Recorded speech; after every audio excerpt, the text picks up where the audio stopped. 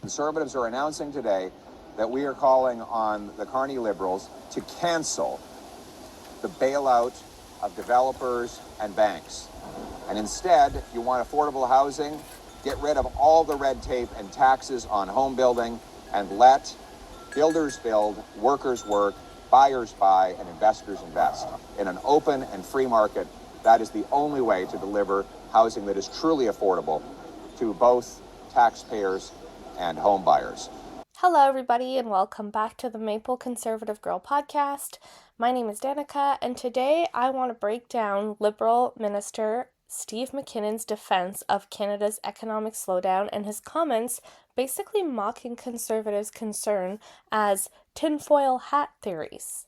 I'll also look at the growing controversy surrounding new government legislation that critics say is expanding federal control and pushing Canada closer to a nanny state. Plus, Pierre Poilievre is taking aim at the Liberals' latest housing announcement, arguing that instead of subsidizing developers with taxpayer money, Ottawa should eliminate taxes on home construction and make it cheaper to build homes in the first place. I'll examine what the government is proposing, what Conservatives are saying in response, and what it can mean for housing affordability, economic growth, and the future direction of Canada. If you enjoy conservative political commentary, make sure to like this video, subscribe to the channel, and share this episode with friends or family, anybody who you think might benefit from listening to this, and let's get right into it. One day ahead of schedule, members of Parliament agreed to break for the summer, but not before unanimously approving a motion that advances several bills through the parliamentary process. Bill C-22, Canada's controversial lawful access bill, is among the legislation approved by the House of Commons. Government House Leader Steve MacKinnon joins me now. Nice to see you, Minister. Thanks for coming on. Thanks so much for having me. So Conservative Leader Pierre Poilievre said today that this sitting has produced few concrete results for Canadians. He says unemployment is the second highest in the G7. Many young people in particular are struggling to find work. There's been negative economic growth in 3 of the last 4 quarters. Food inflation is high. What is your defense? What do you say to your critics? Well, first of all, not all of those figures are accurate. Second of all, this is one of the most productive legislative sittings in recent memory, including many measures that are designed specifically to help some of the people that he talks about. When you think of the groceries and essentials benefit, when you think about reducing the GST on homes for first-time home buyers, when you think about reducing income taxes, yes, we did reduce income taxes. And then when you consider that Mr. Poilievre and his entire caucus voted against virtually all of that. So it's always been perplexing to me to hear Mr. Poilievre evoke these themes and then systematically vote against some of the remedies and solutions that are proposed to deal with the very problems he purports to identify. They're not solutions to the problems, though. The host of CBC lists off a bunch of things. He says that unemployment is the second highest in the G7. Many young people are struggling to find work. There's been negative economic growth in 3 of the last 4 quarters. And then MacKinnon says, well, those are not true. Well, what's not true about them? The stats show that, yes, youth unemployment is like at 14%. We are in a recession because GDP is lagging. And they say, oh, well, we're in a technical recession because of our great immigration policies, which is them basically admitting that the only reason we were not in a so-called technical recession sooner was because of our immigration policies. And then he says, we've done great things, everybody. The groceries and essentials rebate, which I argue is basically an admission of failure, because if we had a good economy and inflation was low and the government was doing an actual good job, then they wouldn't need to help us little peasants with a tax-funded handout, and it's not solving the core issue. But he cheers for his greatness and wants us to cheer for his greatness too. And he says, those conservatives just vote against everything we propose. We even cut taxes, everybody. Yeah, they cut 1% for the bottom 57,000 earners, which is nothing, but we're supposed to cheer for that too.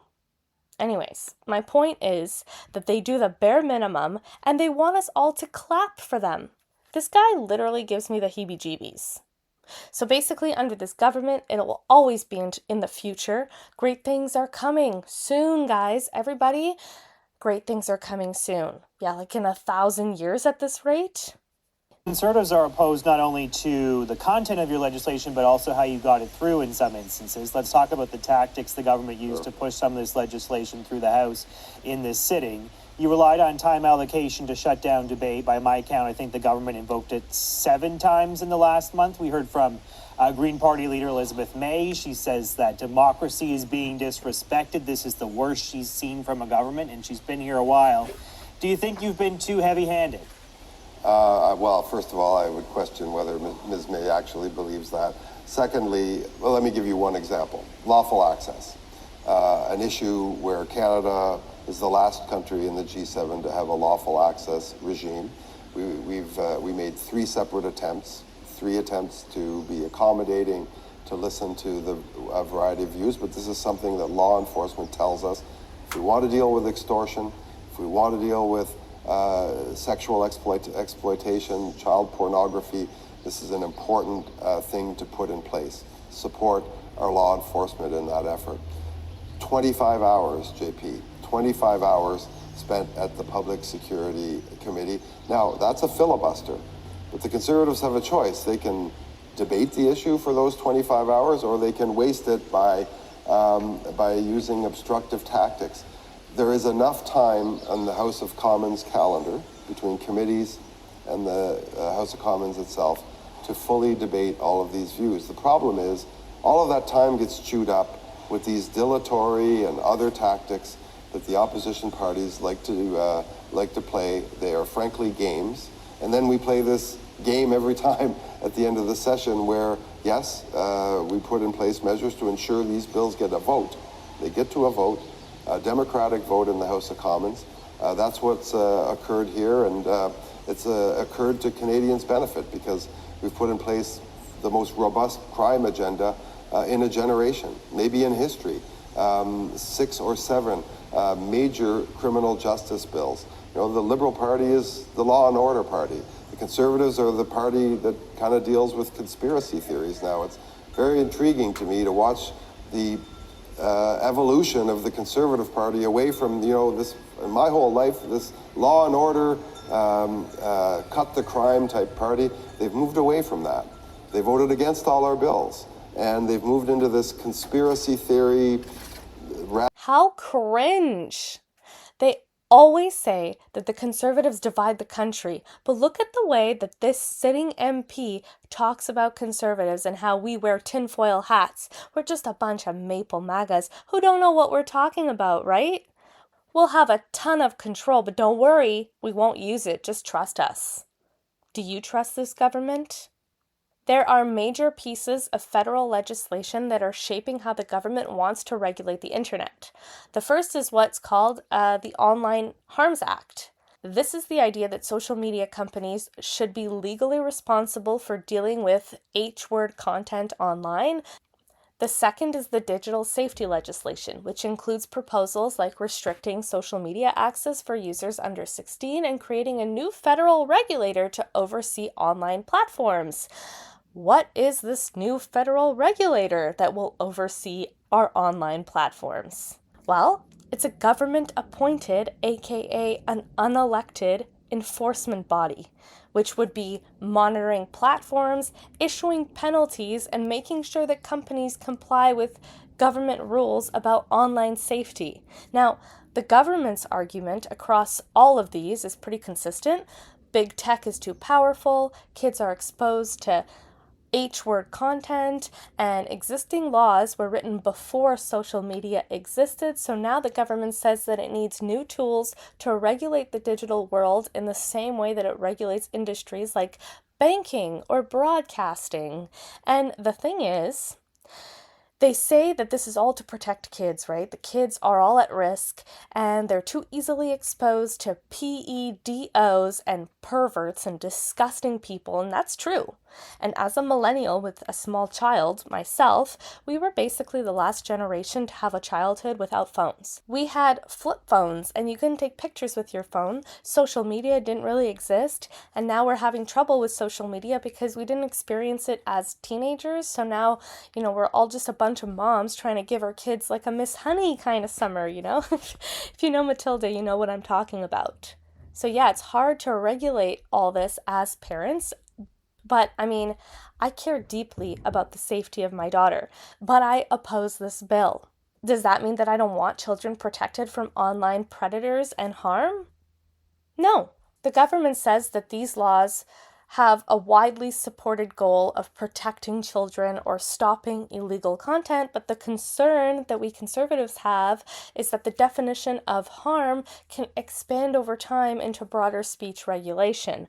But don't worry, they won't use the power that they have. Just trust them. They'll have the power, but they won't use it. They'll have the powers of a king, but they won't use it. Instead of decisions being made through courts or parliament, they want to create a permanent federal agency that would decide how platforms operate day to day. So a bunch of unelected regulators, people with biased opinions and thoughts based on their own personal real life experiences, these people are going to regulate the internet?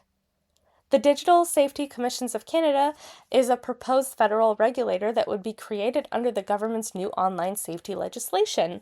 Think of it as like a specialized government agency whose job would be to oversee certain online platforms and enforce Canada's digital safety rules. What does that even mean, Well, based on the government's proposal, the commission would regulate covered social media and online services, monitor whether platforms are complying with legal safety obligations, investigate complaints and potential violations. And it really will do what the Prime Minister and I said last week. We're going to protect your children, protect your privacy, and protect your personal information. And among those key things is the right to deletion.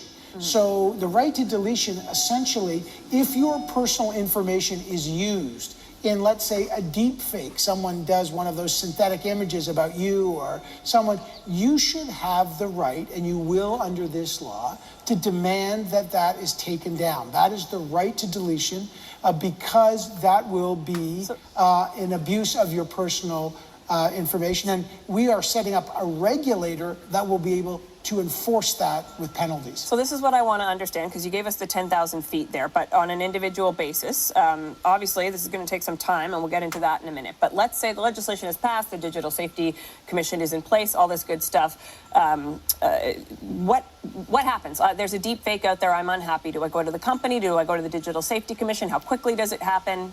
Paint me a picture. Right.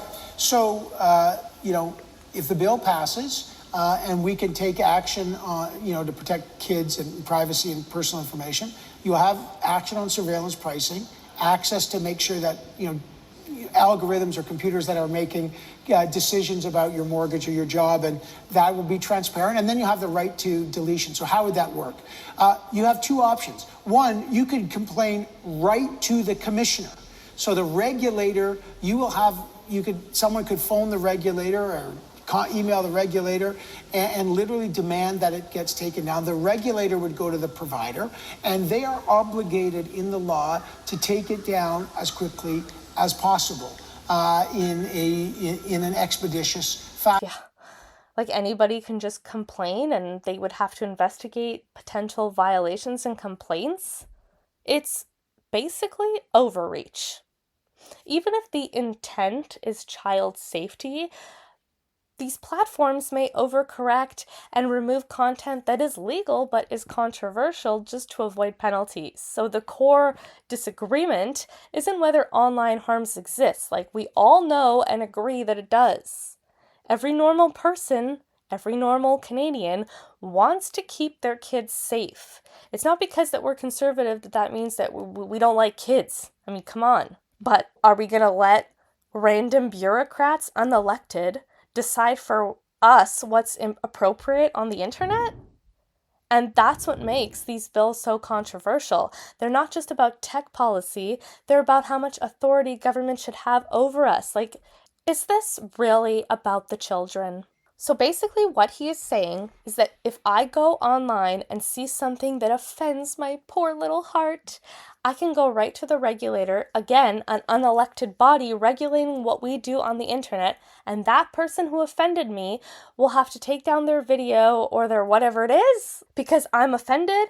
It's so funny because I always say that the Liberals vote with their feelings, not with their brains. Pierre Poilievre is mean and makes them feel bad, and the CBC said that he was mean, so they won't vote for him, even though his policies are good and would turn this entire country around. He makes the Liberals feel bad, so they're not going to vote for him. They vote with their feelings, who they like most, as opposed to whose policies are the best. And the government basically wants to nanny us. And what now? We'll have a bunch of people tattletaling on each other like 2-year-olds? Like, it's absolutely ridiculous. Aren't we adults? Can't we see something that we don't like and move on with our days? We're being triggered by everything, and the government will be regulating, taking down things that are offensive. What is offensive? Like, who defines what that is? The regulator? Who's going to be regulating them? Like, boo-hoo, get over it. When I see something I don't like online, like, who the heck goes out of their way to call a regulator to have it taken down? And where is the line drawn? Like, it's shady. And their opinions say more about them than it does about you. And in the words of our Prime Minister, who cares? Seriously, who cares what people are saying on the internet? Aren't we grown up enough not to be triggered to the point of having a meltdown? Will this regulator just give the citizens a place to throw a tantrum? There are a lot of things online that I see that I don't necessarily agree with, but I'm an adult and I forget it and move on. But I guess some people can't handle other people's opinions if they're the opposite of their own, and they just need drama in their lives. Now, while the Liberals are focused on creating rules and regulations, and apparently they're the law and order party now, they're doing an amazing job at dealing with crime and chaos. That's obviously sarcastic. They are totally not focused on the right things. We have a trade negotiation that needs to happen with America. We have no leverage. Melanie Joly is off in China, ruining our industries here in Canada. She should be totally focused on getting a deal with America. They haven't created any leverage going into negotiations, and because their egos can't fit through the door, they refuse to get a deal with America or do any kind of negotiating because elbows up. Meanwhile, their whole ideology is not good for Canadians. It's good for their ego. We won't back down to those bullies in America. No, we won't. We will tank our economy before that happens. Which is exactly what's happening. It's so ridiculous. It's all smoke and mirrors. It's all just announcement after announcement to look good on stage with nothing of value to show for it. Here is another example of an announcement that means nothing. Our countries around the world are asking the same question. Where will the reliable, affordable energy we need to power our economy come from? For Canada, led by your new federal government, the answer begins with what we can control. Supplying and controlling our own energy, building a stronger, more sovereign economy, creating high-paying Canadian careers, and ensuring that the power that underpins our industries, our homes, our communities, and our future technologies are clean, reliable, affordable, and Canadian. Everything he said here is like Pierre Poilievre always says, it's just an illusion. He's right to point out that the world wants what Canada can provide, affordable and reliable energy. We all know that. That's what the world wants because the whole world runs on oil and gas. And he says that the world wants clean energy. I challenge that. Give me an example of any country caring whether their energy is clean or not. There isn't one. And if you think of Europe, think again. They will shove net zero down the throats of Europeans and they will make them pay absurd amounts for green net zero energy, but they still buy whatever oil and gas they can get because the world still runs on oil and gas. And we need pipelines, okay? Right now, our oil and gas industry relies on America, which is our only client, to sell our oil to. And what do? They buy it at a discount from us because they are our only client, because we have no pipelines, and that means that they determine the rate, and then they sell our oil after refining it for a profit. America literally makes money off of our oil industry. But this guy wants to say that with this new government, the answer begins with what we can control, providing our own energy, building a sovereign economy, creating high-paying Canadian jobs. But it is also so unbelievable that they have the power to get this to happen, and they're doing nothing. They're just announcing that the world wants Canada's energy, but they're not doing anything to provide that energy. You know, if Pierre Poilievre was in power, what would Canada look like today if Pierre Poilievre had won a majority government? Let's just say, just envision Canada and what it would look like if Pierre won a majority government and implemented his platform and did everything that he promised he would do. Obviously, no one knows for certain where Canada would be, but I think it would look a lot different. I think that the biggest change would probably be in energy and resource development. The Liberals' meaningless MOU means nothing more than the paper that it is written on. It means nothing. And a pipeline will not get built in this country under this government, mark my words. They do not want it. So how can Tim Hodgson say that the world wants Canada's oil and will provide when we don't have pipelines? You'd think that they would be rushing to get all this done, right? Like, he's right to say that the world wants what we have, and everything that's happening in Iran and the Strait of Hormuz, like, they should be on it. But no, they need to consult. Like, his announcement is nothing. Okay, nobody cares if it's clean, if our energy is clean. Nobody cares about pathways. We would be able to provide the energy that the world needs, but we can't right now. His announcement means nothing. They need to get out of the way. They need to repeal the bad laws, make it easy to build. But consultations, pathways. But the Premier of BC gets a veto, right? Please, get out of the way and quit the pointless speeches and meaningless announcements. They are doing nothing to make us strong. Their slogan is Build Canada Strong. What have they built? They're building nothing. Poilievre argues, rightly so, that Canada has enormous oil and gas, mining, and natural resource potential, but governments had made it increasingly difficult to get major projects approved. This is correct. His government would have moved quickly to streamline approvals, reduce regulatory barriers, and encourage investment in major projects. He always talks about it. Now, would we already have new pipelines completed? Probably not. These projects take years to build, but I think that there's a good chance that we'd see projects moving through the approval process and more private investment flowing into Canada's resource sector. None of this MOU nonsense. The second major difference would be investor confidence. For years, Canada has struggled with weak business investment compared to the United States. Many companies have chosen to invest elsewhere, like in the United States, elbows up, because of regulatory uncertainty, project delays, and high costs, especially with the tariffs. And the investors have said that they invest in Canada because of our deal with America. And if we didn't have that deal, why would they invest here? They want access to the American markets. That's the only reason why they come here. It's because we have that CUSMA deal, that free trade with America. And instead of coming here, they go to America, which is what Trump wants, which is essentially what elbows up means, right? The elbows up approach, it just doesn't make sense, because everything that the Liberals are doing are making investors move to the United States, and jobs are being lost here in Canada. Poilievre was saying Canada is open for business, and he would have negotiated with the states. I truly believe that.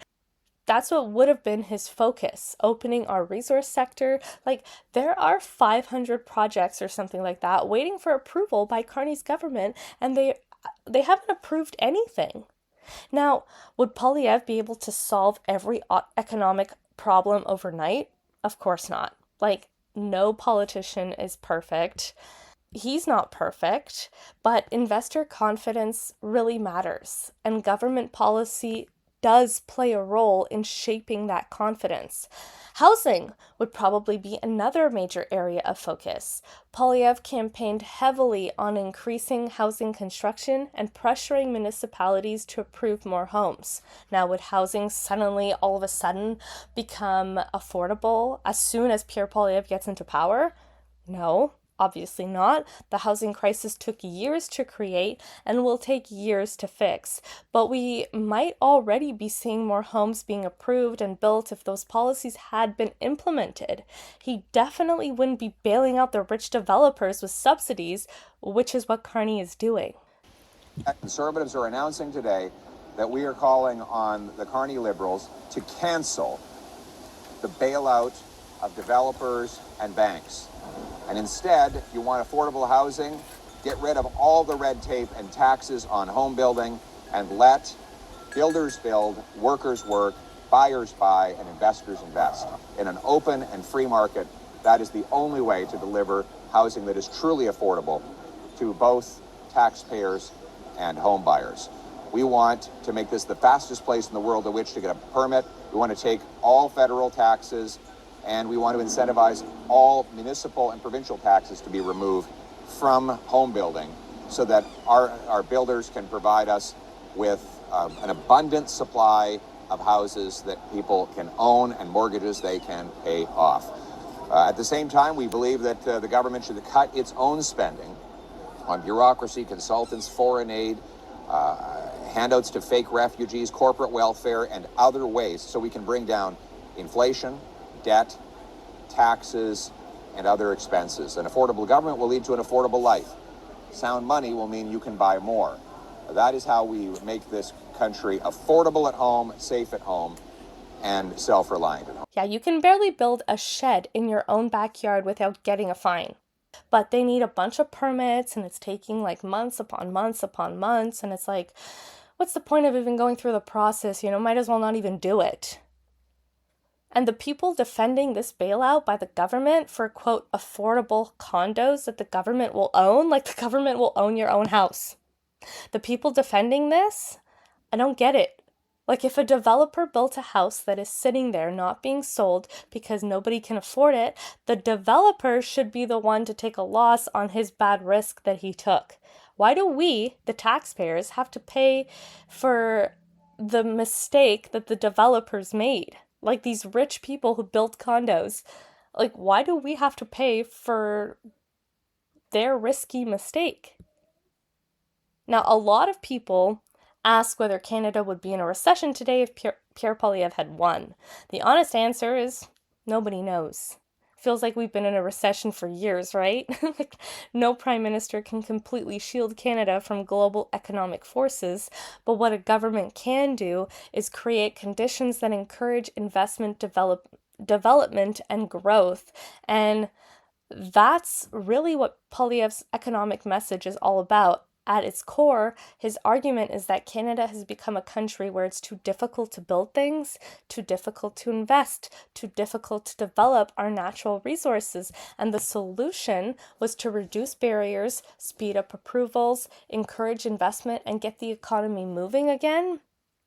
Totally different from the Liberals who just keep announcing subsidy programs, subsidizing and bailing out sectors that they choose to bail out with our tax money. They want to control the winners and the losers of our economy. Everything they are doing is not helping us. It's not helping the economy. It's not helping the little people of this country. It's making the rich richer and the poor poorer. So would Canada be dramatically different today? Probably not overnight, but I do think that we'd likely see stronger optimism in sectors like energy, mining, industry, construction, housing, along with a clearer focus on economic growth and development. And I truly believe that Canada would be better off today, or on at least the road towards a better future, if we had a Poilievre government. We'd actually see changes. Because the government's ideology is the same ideology it's been for the last 11 years. They're the government of subsidies. And I don't agree with subsidies. I don't believe in socialism. I believe in open free markets where people can let the economy speak for itself. We don't need the government deciding what works and what doesn't work. And with this government, their agenda is net zero. So they're pushing towards a net zero utopia and doubling the clean energy grid by 2050 and the nature program. That it's just stupid things. But then they're not helping us at all. How are they helping us? Oh, the 13 deals. He's made deals here. He's going around the world. He's respected all over the world. Is he? I don't think that. I think that he needs to be building leverage here in Canada, building Canada actually strong so that we have a voice on the world stage. Right now, he's going and signing MOUs all around the world and charging us $500,000 for in-flight meals. What kind of person does that? It just doesn't make sense to me how people actually like this government and think that they're doing a good job. Anyways, that should be all for today, everybody. If you like this video, share, subscribe, have a beautiful week, and I will see you all next time. Bye!